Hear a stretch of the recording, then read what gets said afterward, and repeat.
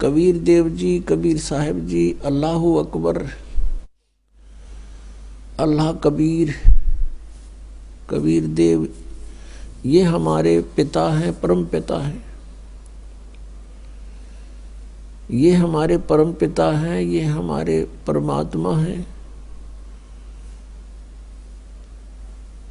और हम यहाँ काल के जाल में कष्ट उठा रहे हैं। हम आजीवन एक पेट को पूरा करने में ही अपना जीवन व्यर्थ कर देते हैं और ये कार्य अधूरा ही रह जाता है। हमारे जाने का समय आ जाता है। परमात्मा कहते हैं, तुम कहाँ आकर के फंस गए, तुम कहाँ रह रहे हो, विचार करो, ये कोई जीवन है।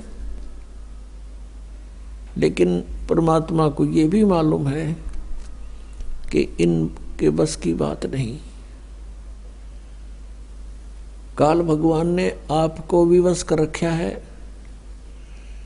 इसने बड़े सुनियोजित तरीके से अपने को यहाँ फंसा रखा है। ब्रह्मा जी, विष्णु जी, शिव जी तक भी ये अपने ही भाई हैं। हम वहीं से चलकर आए हुए हैं। जो अच्छी आत्माएं होती हैं उनको ये अपने पुत्र के रूप में जन्म दे करके यहाँ अपने आहार के लिए व्यवस्थक प्रबंधक बनाता है और इनको एक एक गुण युक्त कर देता है। रजगुण युक्त ब्रह्मा जी, सतगुण विष्णु जी और तम गुण युक्त शिव जी को बना दिया। अब इनके बस की बात नहीं। इनके अंदर से एक ऐसी तरंग निकलती है जो इन तीन लोक के प्राणियों को प्रभावित कर रही है।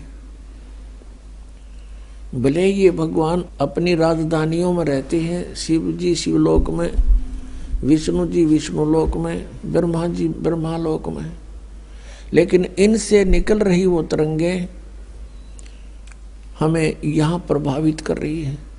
जैसे एक मकान के अंदर, रसोई के अंदर मिर्चों का छौंक लग रहा है।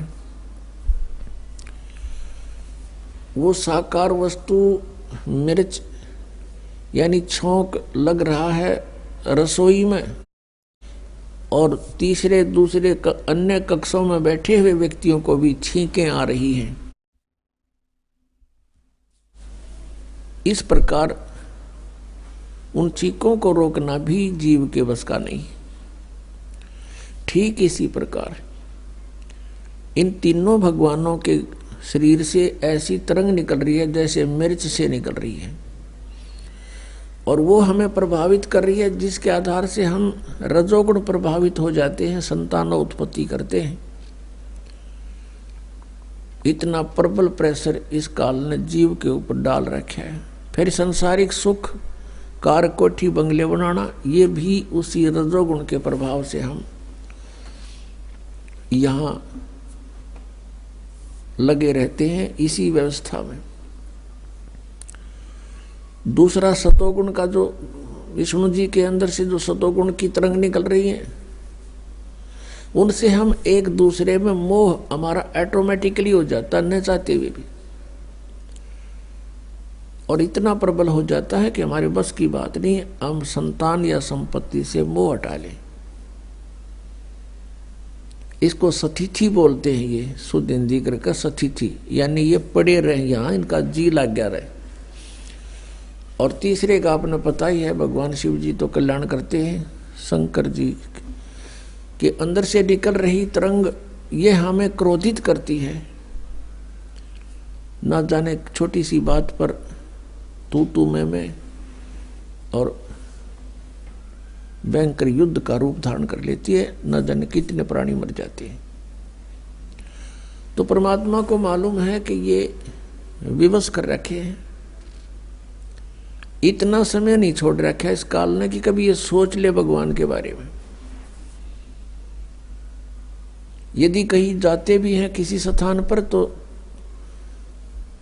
रास्ते में भी और आते जाते भी, और वहाँ 10 मिनट बेशक थोड़ा बहुत जिस पूजा में गए हैं 2-4 मिनट ध्यान लग जाना, तो फिर भी ध्यान उस बार ये व्यवस्था में रहता है।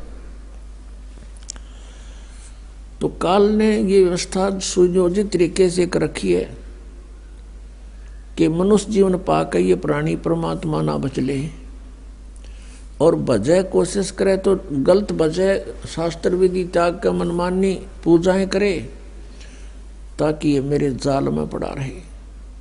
वो दयालु परमात्मा आते हैं जिनको हम छोड़कर आगे थे अपनी नालायकी थे, क्योंकि वो हमारे हैं, हम उसके हैं। अपने का दुख अपनों को ही होता है। हम जितने भी यहाँ दुखी हो रहे हैं उतना ही परमात्मा भी हमसे दुखी है, हमारे कारण दुखी है।